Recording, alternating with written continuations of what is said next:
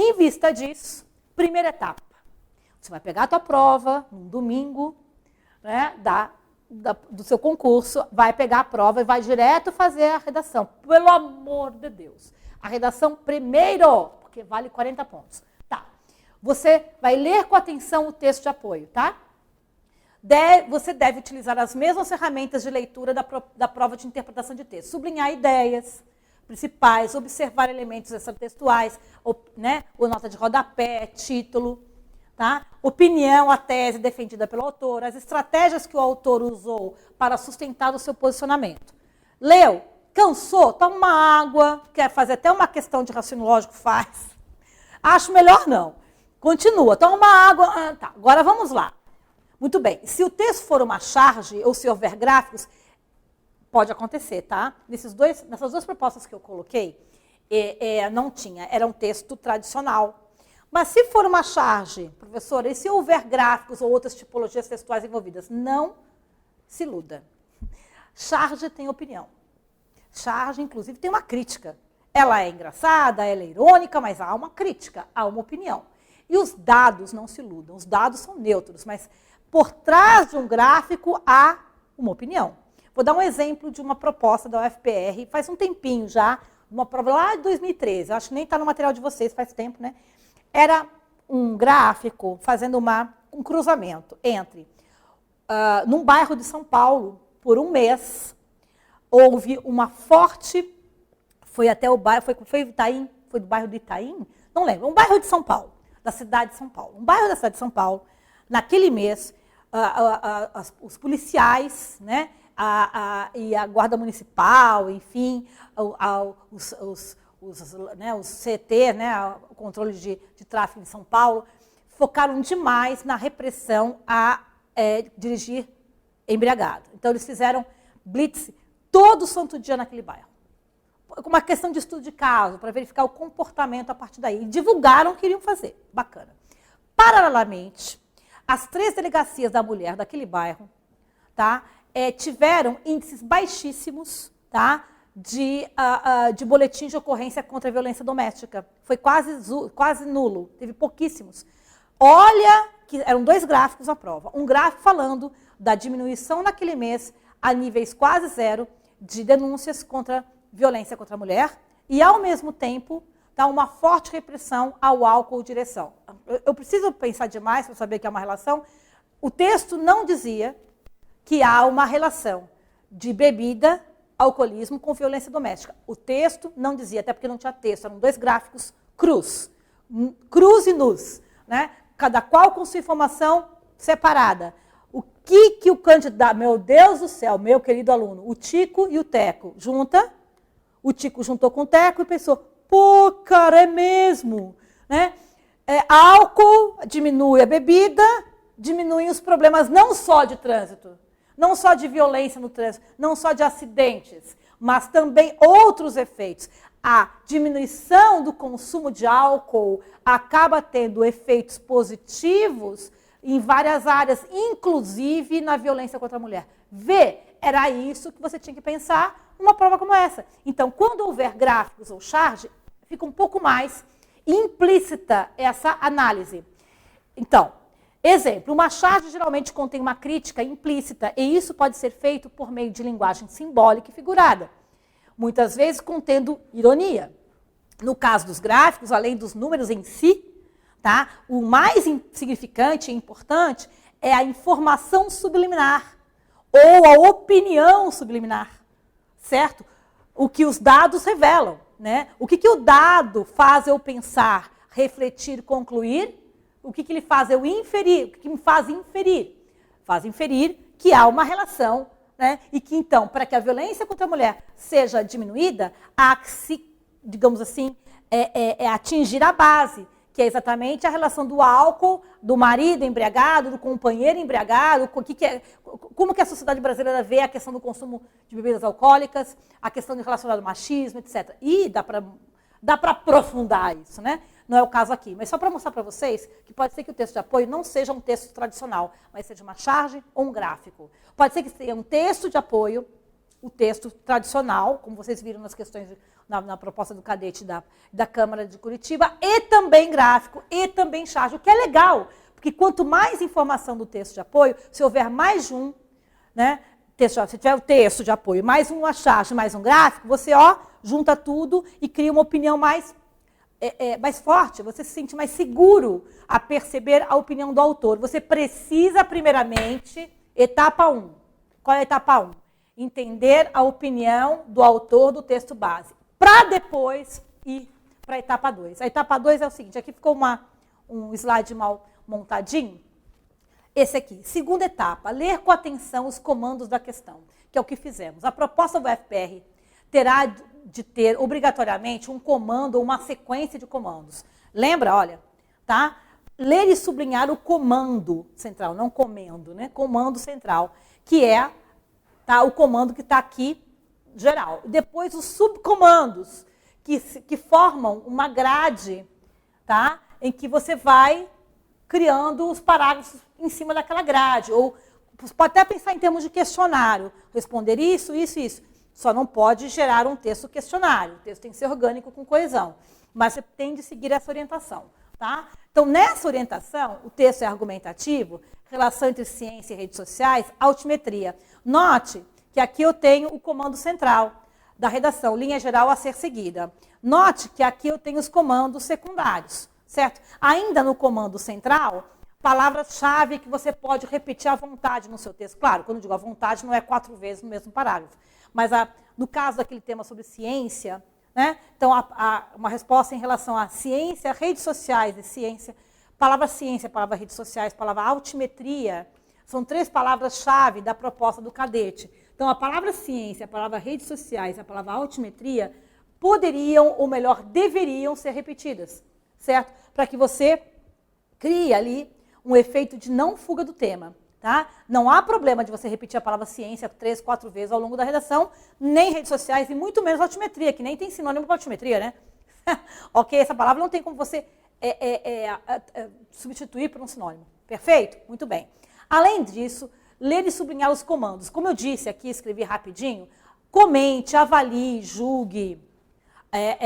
São comandos típicos de opinião, tá? Muito importante. Bom, pessoal, vamos analisar essa proposta do cadete de novo, tá? Mas sobre que aspecto agora? Bom, esse aspecto. Comando, comando, não comendo, hein? Comando central, tá? Texto argumentativo é a tipologia, opinativa. Palavras-chave, ciência, redes sociais, altimetria. Tá? Não tenha medo de repetir a palavra ciência. Aqui, só nesse texto, ele repetiu 2 vezes, a banca repetiu 2 vezes, então são as palavras-chave, tá? Então, elas estarão lá. E há uma pergunta, certo? Você é a favor ou contra a utilização da altimetria? O que seria interessante utilizar a altimetria como mais um critério de avaliação se aquele cientista é ou não é, né, amplamente divulgado e respeitado? Sim ou não? Muito bem. Além disso, tá, há os comandos específicos. Mas no comando central, como se mede a ciência? O que é altimetria? Repense o texto lido e veja como o autor do texto apresenta essa medição. É aquilo que eu falei da leitura do texto de apoio. Qual o posicionamento do autor em relação a essa medição e em relação à altimetria? Já vimos, é positiva. É desfavorável? É favorável? Você vai ler e vai perceber que ela é positiva. Quais argumentos ele utilizou para defender a sua opinião? A opinião dele? A questão da relevância das redes sociais, hoje no mundo moderno, para divulgação científica, entre outras, né? Afinal, você concorda ou discorda dele? Por quê? Você concorda que deve ser acrescentada a altimetria nesse critério? Você acha plausível? Você acha razoável? Você leu o texto e acabou concordando com ele ou não? Ou ele te levantou outras questões, porém não, acho melhor não, porque, puxa, rede social, qual é o padrão científico de logo rede social, né? Fake news, etc., a robôs, eu posso dar um like ali, nem ser uma pessoa. Você pode, nossa, tá, várias maneiras de você contrapor-se ao texto, ou não. Fique à vontade, é seu critério, não existe aqui padrão. Houve redações ótimas que foram favoráveis à altimetria e outras redações ótimas tanto que foram contrárias à altimetria. Isso é irrelevante desde que você opine, tá? Então aqui é a chave geral. No que diz respeito aos aspectos específicos, contextualizar, conter um posicionamento, pontos positivos e negativos, e os elementos formais. O número de linhas você já sabe que é 20 a 25 no teu caso, não no caso dessa prova que foi com menos linhas, né? Nesse sentido, tá? Nesse sentido, nós vamos ver agora uma estrutura típica da dissertação argumentativa da FPR. Tem a introdução, desenvolvimento e conclusão para tudo isso que eu disse. Onde, vamos voltar aqui, onde eu vou contextualizar o tema? Na introdução. Onde eu vou posicionar-me, identificar aspectos positivos e negativos, contrapor argumentos ou estabelecer argumentos iguais ao do texto de apoio? No desenvolvimento. E o que vai servir a conclusão? Rápida, apenas para reforçar a sua opinião. Então, organizando todo o texto decente, tem começo, meio e fim. A tua redação terá de 20 a 25 linhas, correto? Muito bem. Se a tua redação terá de 20 a 25 linhas, dá tranquilamente para você trabalhar com essa estrutura de introdução, desenvolvimento e conclusão. Se você está acostumado a fazer 20 a 30, que é um padrão mais comum para concurso público, é só adaptar, né? Certo? Muitas vezes o aluno de 20 a 30 já faz 25, né? Já faz 20. Né? Então, é só adaptar um pouquinho. Não perde muito, não. Tá? Nesse sentido, a introdução, você já vai apresentar a sua tese, vai.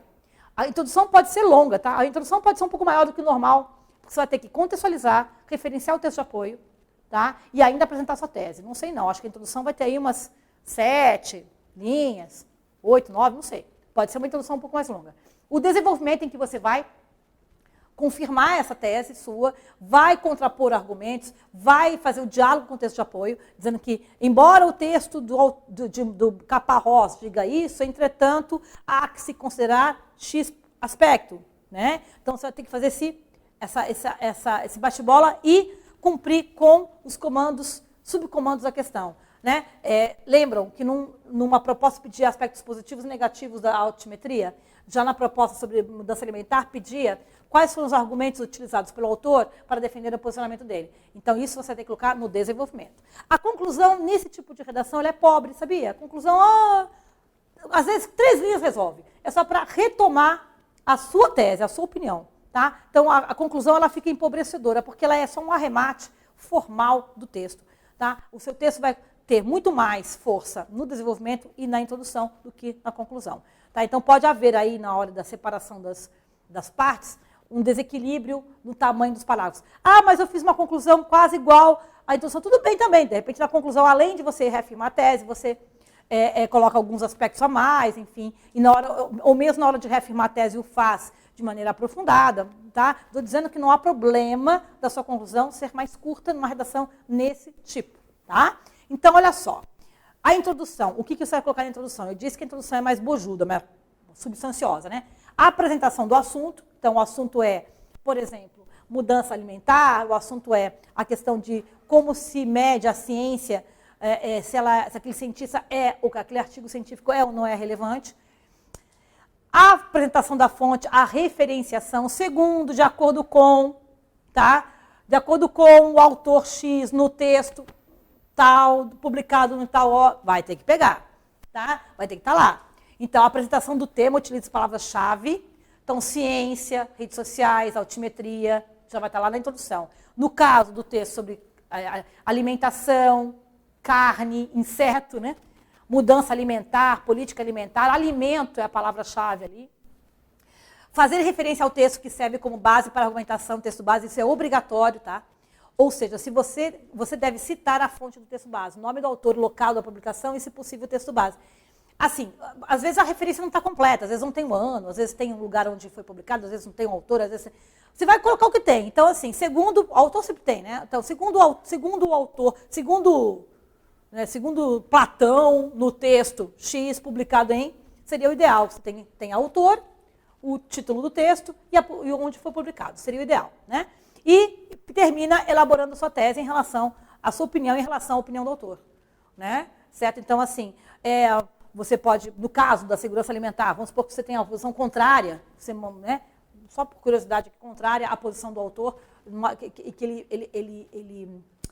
ele advoga em favor de uma mudança cultural alimentar mundial para que mais pessoas tenham condições de se alimentar com dignidade, não é isso? Muito bem. Vamos supor que seja contrária a essa versão, acho muito radical, sei lá. Você pode dizer, porque você vai dizer, né? Fazer referência, né? A apresentação do tema. O tema segurança alimentar, política alimentar, é um tema comentado, a questão do alimento e como ele pode ser distribuído em termos mundiais. Há, sem dúvida, né, um esgotamento nessas fontes, mas uma má distribuição também dessa alimentação, gerando injustiças alimentares e tudo mais. No texto tal, parará, o autor sugere uma mudança de hábitos alimentares no mundo, que leva em consideração proteínas, assim. Bom, né?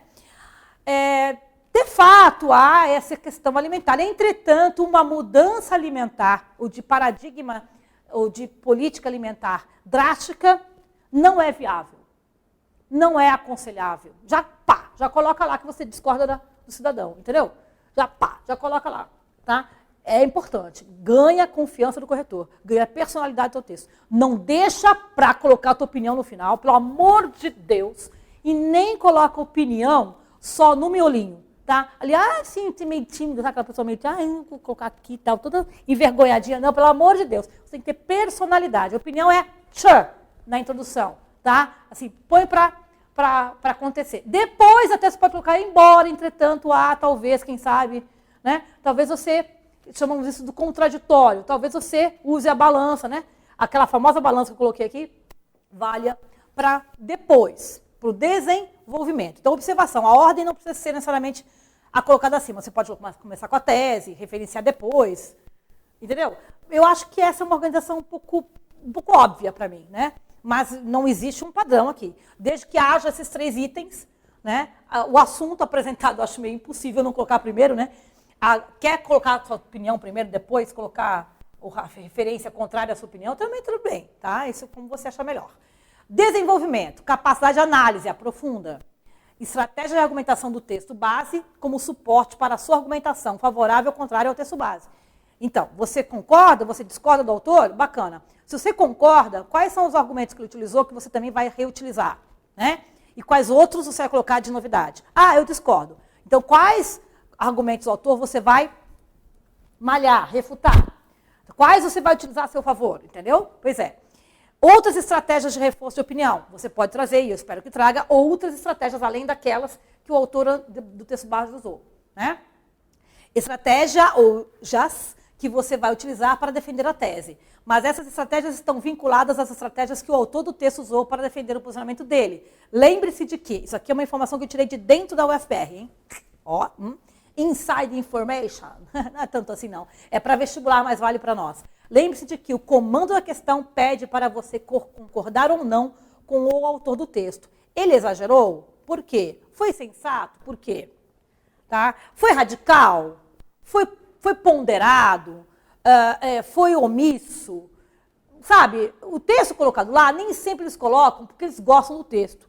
Entendeu? Pode colocar, de repente, um autor lá super radical, falando, tem que colocar um genocídio mundial. Sei lá, eles não vão colocar isso, mas às vezes o texto de apoio ele foi colocado propositalmente defendendo uma tese muito difícil de defender, entende? Para te chacoalhar, para fazer você pensar. Não pense que os textos de apoio são textos maravilhosos, sempre colocando o bem universal, mundial da humanidade. Não, às vezes o texto está lá para te inquirir mesmo, para te forçar a pensar, para te tirar do lugar comum, do confortável. Nossa, que texto horroroso, entendeu? Pode acontecer, é possível, tá? Então, ele pode exagerar, ele pode não ser sensato o texto, o autor pode ter sido preconceituoso, o autor pode ter sido radical, enfim, né? Acho que você já entendeu que você deve olhar para o texto de apoio com muita lucidez e imparcialidade. Não precisa ficar concordando com ele, não, obrigatoriamente. Parta dos argumentos usados por ele. Você tem que partir, você não pode deixar de usar alguns argumentos usados pelo autor, porque o FPR quer isso. Além disso, quer usar outros, aí é por tua conta. Parta dos argumentos usados por ele para criar sua argumentação favorável ou não com a opinião do texto. Seus motivos para defender X tese devem estar ligados ao texto de apoio ou usa o argumento dele a seu favor. Como você achar melhor, mas você parte do argumento dele. Outras estratégias você usa se quiser.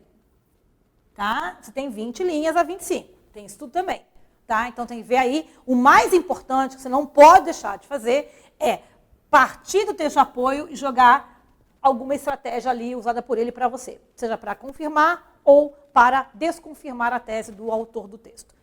Ufa, ok, pessoal? E a conclusão? A conclusão aqui ficou um materialzinho que eu vou distribuir depois para vocês sobre maioridade penal, como exemplo.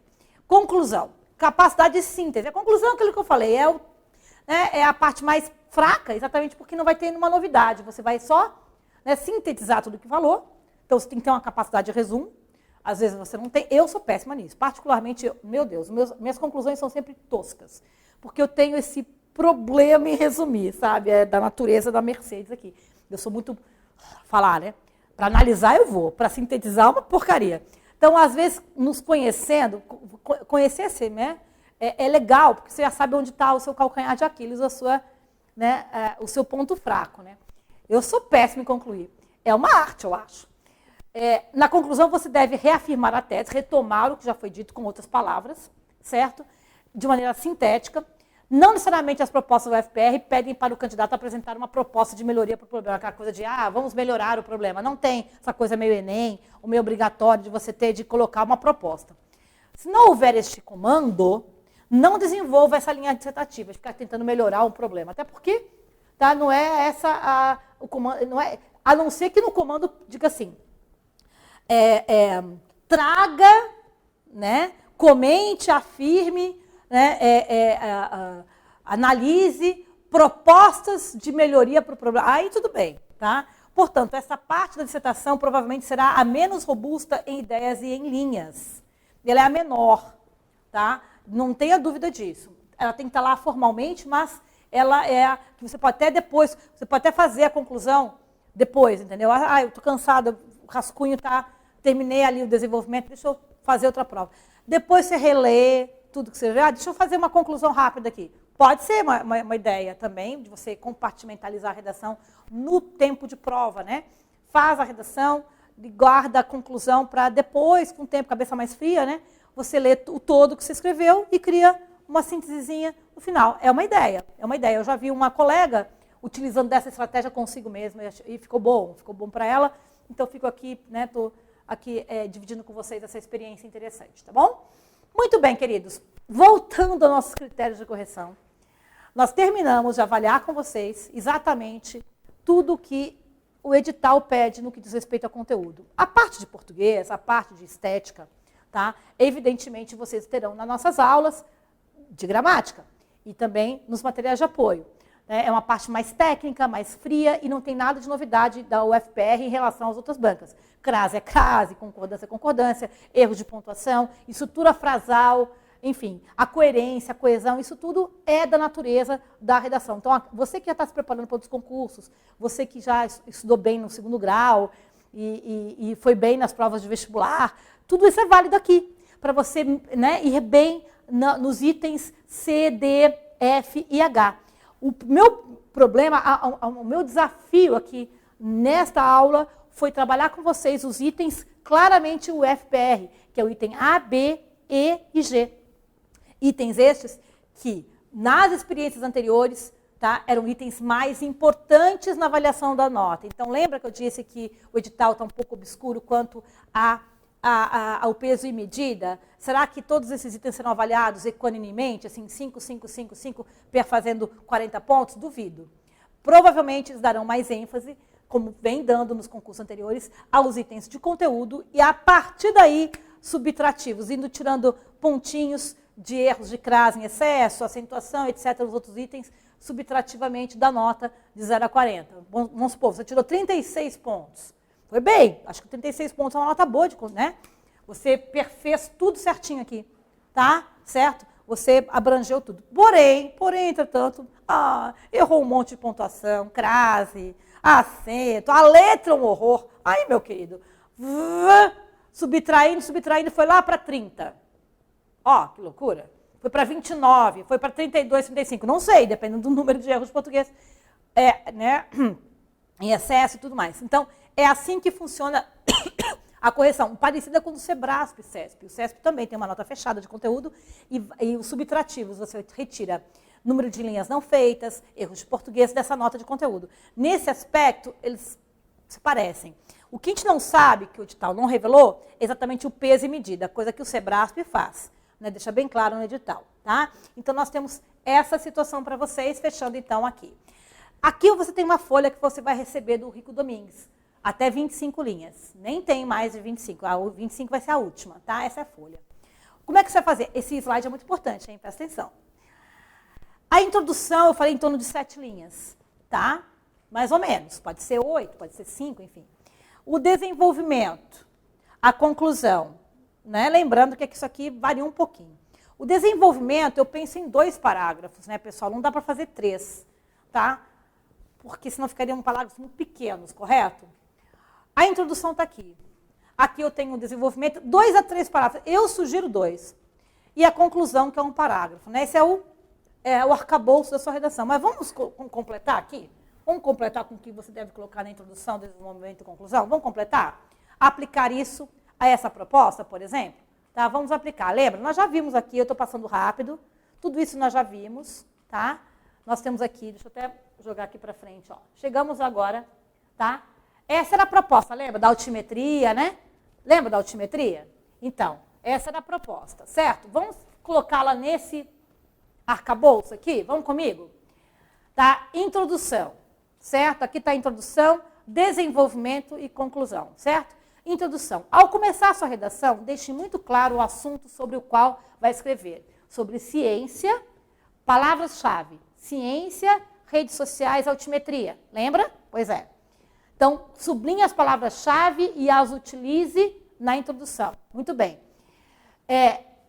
E o seu ponto de vista, você não concorda que a altimetria tem de ser usada para auferir o peso de um artigo científico ou de um cientista, tá, no mundo contemporâneo. Não vai ser nas redes sociais que isso vai ser visto. Eu continuo achando que tem que ser pelos métodos tradicionais de citação em trabalhos acadêmicos. Ok, bacana?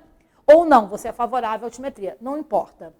Você vai defender seu ponto de vista. Lembre-se, você pode estar de acordo ou não, mas não esqueça de referenciar com que dados, informações e teorias, etc., você está baseando sua opinião. Isso vai ser no desenvolvimento, eu sei. Você também deve citar a fonte, o autor e o local da publicação. Para essas primeiras informações, reserve, em média, 5 a 7 linhas. Então, o que tem que ter na introdução? O assunto, que é a altimetria, que é como se mede a importância de cientistas e artigos científicos no mundo atual, contemporâneo, a tradicional e a altimetria. De repente, já definiu o que é altimetria na introdução. Referenciar o texto e opinar se a altimetria vale ou não vale para você. Então, você viu que a introdução é meio robusta, né? Por isso que eu não sei não, se você tem até 8 linhas ali, vale, viu? Ali. Eu já penso aqui, o Mercedes já estaria indo quase para a 9ª linha. Tem que tomar cuidado também, porque eu não posso... A argumentação entra aqui.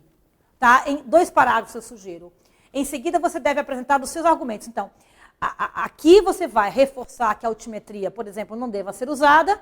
Quais argumentos você vai defender, vai utilizar para defender, tá? Os sinos estão badalando, o que prova que nós estamos terminando a aula daqui a pouco, né? Defender, sempre relacionando ao texto base. Para essa parte, você deve dedicar em torno de 14 linhas, separadas em 2 parágrafos. Nesse momento, o candidato deve relacionar os argumentos usados pelo autor. Lembra? Você vai partir dos argumentos do autor para defender a sua posição. Pode utilizar outros, tá? A partir desse pressuposto, concordar ou discordar do autor, utilizando as mesmas estratégias ou outras. Lembre-se, quando você escrever a sua opinião, você não vai se desvincular da opinião do autor. Vai dialogar com ela sempre. Então, você pode usar o autor, o texto tal, sempre citando o texto base, o que vai dar robustez para o seu desenvolvimento. Então, aqui você vai reforçar a tua opinião, argumentar a favor, colocar, às vezes, o contraditório, embora, entretanto. Lembram do pêndulo, né? Lembram do nossa balança, né? Você vai ser favorável, mas em algum momento você vai dizer embora haja aspectos negativos. Então, você vai distribuir em torno de 14 linhas por aí, não só a sua opinião e a corroboração, como também, se possível, o contraditório, tá? E a conclusão vai ficar apertadinha, né? As 2 linhas finais devem ser um espaço final, 2, 3, 4, enfim, né? De retomar o seu argumento, reforçando e dando um desfecho ao texto, tá? Esse desfecho não é uma narrativa, é evidente. O desfecho é dando essa formatação de começo, meio e fim para esse texto. Lembrando que a conclusão é uma formalidade e você deve se preocupar muito mais em desenvolver um bom conteúdo de desenvolvimento aqui e uma introdução bastante firme, colocando já a tua opinião e a referência do texto de apoio. Então, eu acho que aqui vocês enxergaram melhor, né, a questão concreta do texto, certo? De como você deve escrevê-lo. Esse texto sobre altimetria é um dos temas. Então, esse é um dos temas que vão estar lá para você fazer. Talvez seja o primeiro, seria legal, né? Já que já estou trabalhando com vocês isso, que tal? É o primeiro aí para você fazer, né? Estou pegando na mão, te levando comigo aqui, hein? Olha lá. O segundo vai ser exatamente aquele segundo que você viu da câmera e haverá outros temas também, tá bom? Certo? Queridos, eu tenho aqui alguns aspectos importantes, rápidos, para finalizar a aula, alguns bônus, inclusive.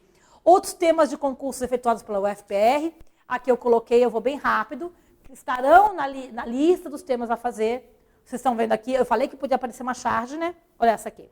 Eu vou só adaptar para 20, 25 linhas, tá? Mas esse tema vai estar ali, vocês vão ver. O problema mais grave é a fuga total ou parcial do tema, quando você não segue o padrão do que eles querem aqui, certo?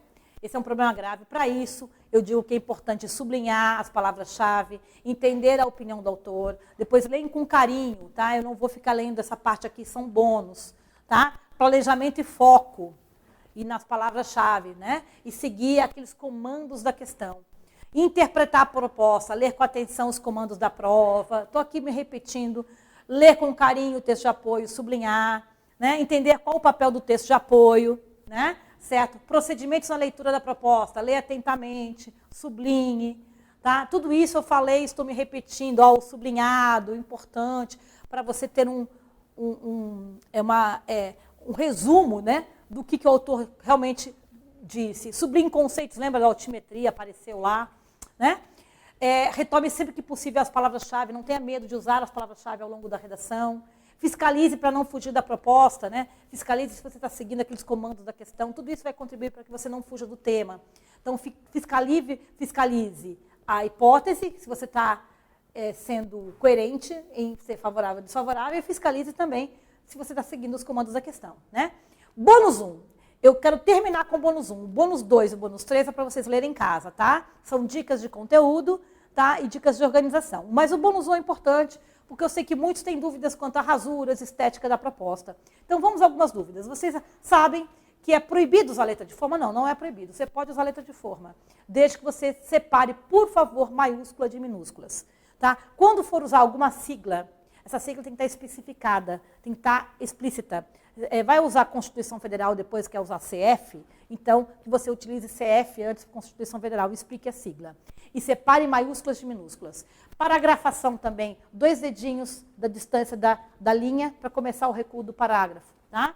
Falta de título, seguinte, gente, o título. Nada no edital fala de título. Olhando as provas anteriores, não há espaço para título. Aqui é uma redação da Segurança Pública, do curso de bombeiros, do concurso de bombeiros de 2013, aqui em Santa Catarina. Havia uma linha específica para o título e a proposta dizia, dê um título à sua redação. Então, quando a proposta pede, dê um título à sua redação e você não coloca, equivale a 0.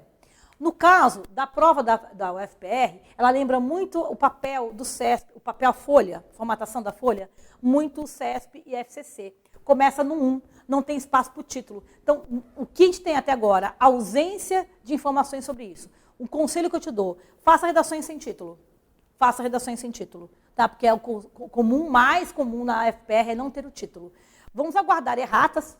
E vamos aguardar também, no dia da prova, você vai ler o comando da questão, vai olhar as instruções todas, né, do caderno de questões e vai ver se lá estão pedindo para você colocar título. Acho difícil, porque normalmente a UFPR não cobra com título. Seria, então, sem título, e nossos padrões de folha também serão sem título. O que mais? Rasurou, faz o quê? Só um traço, pessoal. Rasurou, faz um traço, assim, ó, traçozinho, mais nada. Tá? Nada de rabiscar, nada de colocar dois...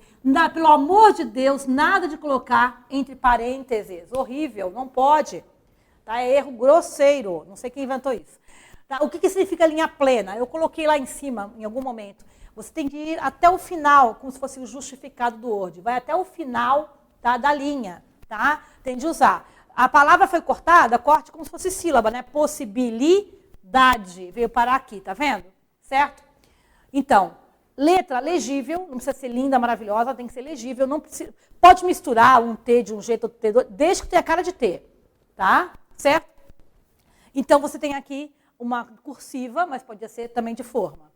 que mais? Posso ultrapassar o número máximo e mínimo? Não. O mínimo é 0 e máximo, a redação já está cortada no 25, não tem nem espaço para você fazer uma 26ª linha. Então, nem pense em fazer isso. Caneta preta. Vocês viram, começo da aula de hoje, preta e de ponta grossa. E nós vamos cobrar isso, tá? E não corrigirei se for diferente, certo? Respeite as margens, o texto sujo. Quanto de rasura eu posso ter no meu texto? Querido aluno, você imagine que uma redação é uma espécie de entrevista de emprego. Você não vai de chinelo, a chinelo havaiana é uma delícia, ainda mais na quarentena está virando, né, item obrigatório, né? Must have da quarentena é a havaiana, não é isso? Entretanto, você não iria de havaianos para uma entrevista de emprego. Mesmo que seja para trabalhar na praia, você não vai de havaiana. Então, você também não pode entregar uma redação cheia de rasuras. O quanto? É muito subjetivo. Eu sempre digo que o máximo 3. De 30 linhas, 3 rasuras.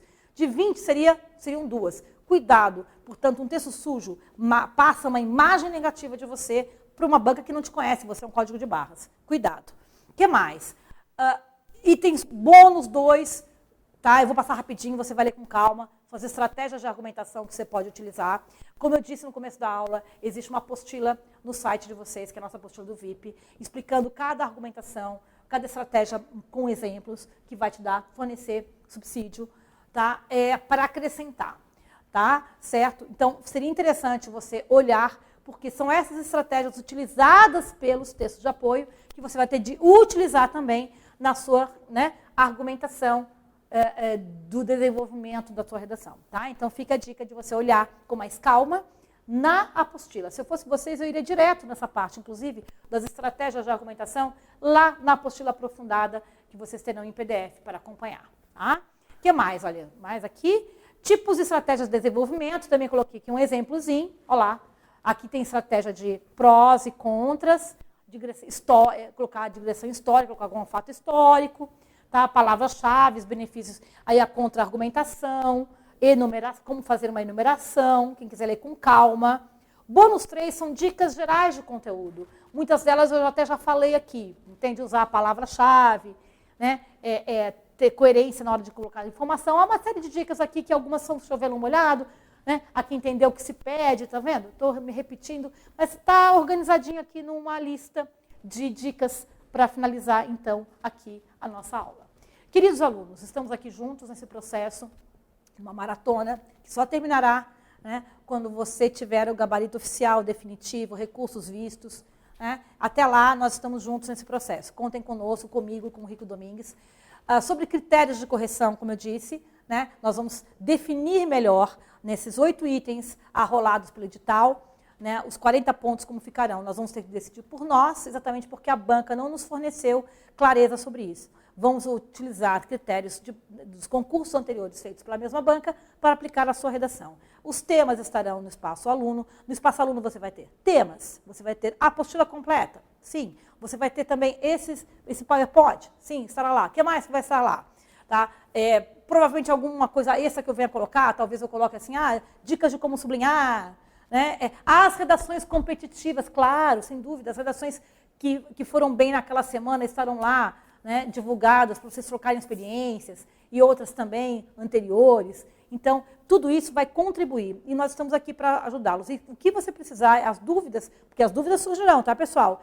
Mandem as dúvidas para nós, o Rico Domingues me passa, tá? E eu tenho um prazer enorme de tirar essas dúvidas com você, tá? Seja por áudio, seja por, né, por uma dúvida escrita, seja você pedindo algum material específico que você precise, né, pode contar conosco. E você sabe que nossa correção é extremamente conscienciosa, ela é uma correção que vai levar em consideração exatamente como a UFPR corrigiria. Então, você tem a exata certeza de que a correção será padronizada e não uma correção generalizada. Certo, queridos? Boa sorte, bom estudo e podem contar conosco. Beijo no coração e cuidem-se. Cuidem-se que esse momento é um momento crucial para nós pensarmos em nós mesmos e no coletivo. Em nós, exatamente isso que nós estamos fazendo aqui, né? Adquirindo conhecimento, compreensão do mundo. Escrever é importante, é um ato também que nos abre portas, né? Isso é importante, repensar nossas carreiras, nosso futuro, e o ato de escrever nos auxilia nisso. e pensar no coletivo, né? E o coletivo é pensar exatamente que somos uma comunidade, e a comunidade é a comunidade terra, e o quanto que você pode fazer por todos nós, estando aí, na sua casa, estudando a gente aqui. E dentro do possível, com o tempo, tenho certeza que o abraço será dado, ou seja, esse abraço virtual ou presencial. Beijos, queridos, no coração. Até mais. Tchau, tchau.